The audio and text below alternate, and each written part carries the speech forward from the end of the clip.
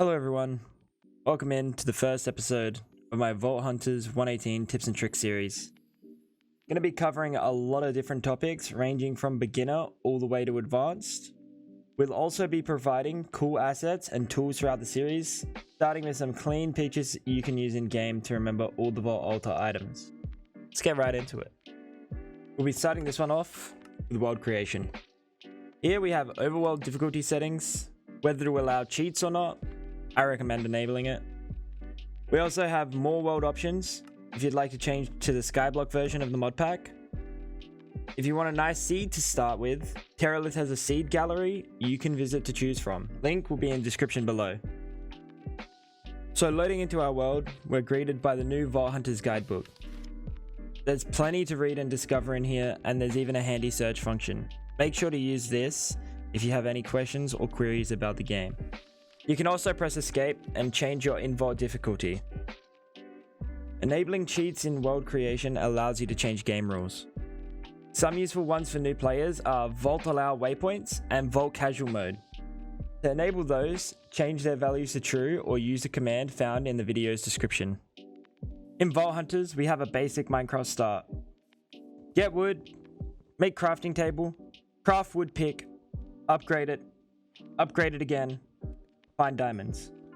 The minimum diamonds required for chestplate, leggings, altar, sword, and pickaxe set is 21.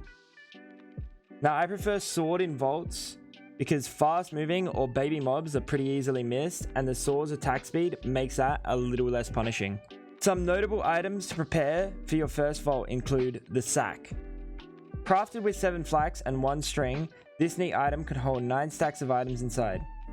You can place it down or right-click items you are holding with your mouse onto it from within your inventory. A bucket of water will help avoid falling damage in vaults by placing it under you before you hit the ground. You should practice this. Finding a village means you'll be able to pick up and transport villagers.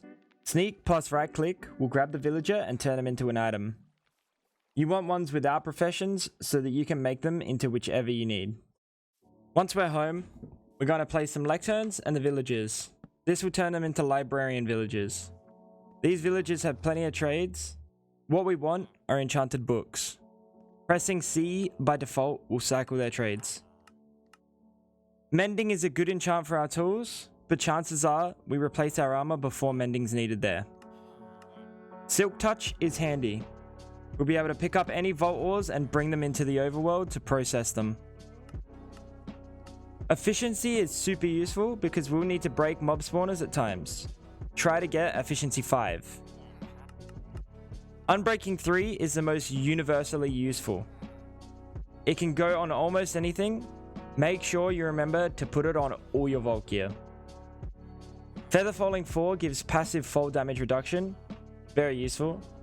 And Depth Strider is useful if you find yourself in water. Protection and damage increasing enchants are all disabled in the pack. Now we search for Chromatic Iron.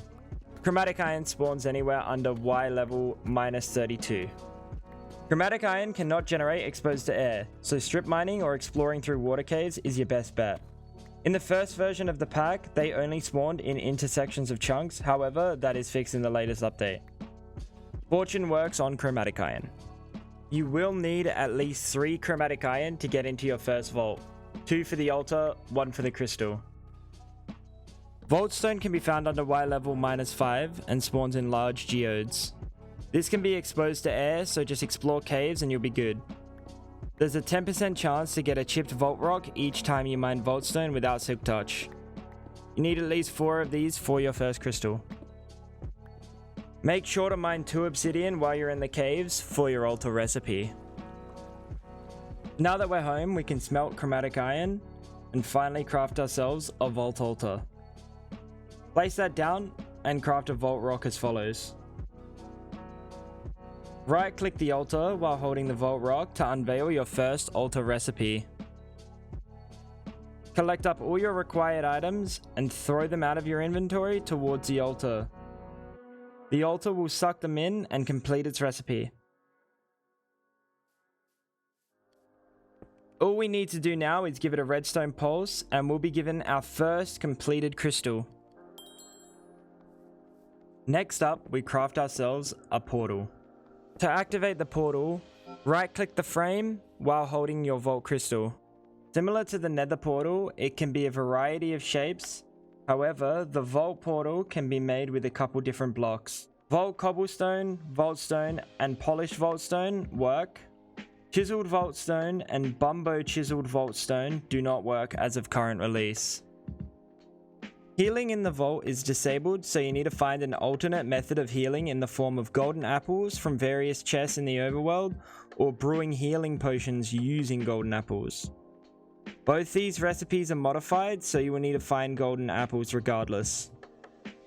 Before you head into your portal, make sure your inventory is ready with the bucket, a sack or multiple, your healing items, and some blocks to mark your way inside the vault.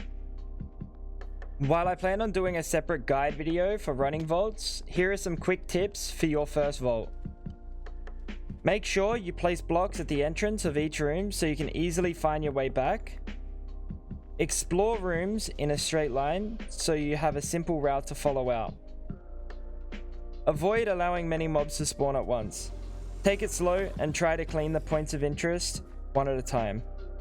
Avoid unnecessary damage, and whatever you do not try to sleep in a bed in the vault. Don't outstay your welcome. If you're low on HP, make sure that you leave the vault as quickly as possible. It's better to leave and survive rather than stay and die. So with all of that said, that about wraps things up. I hope you all enjoyed, and I hope that you have an easier time running your first vault.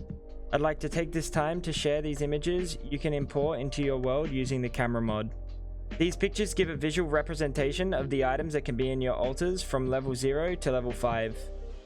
You'll be able to find these in the description below. If you enjoyed, please leave a like and comment, and consider subscribing for more Vault Hunters content. Take care. Peace out.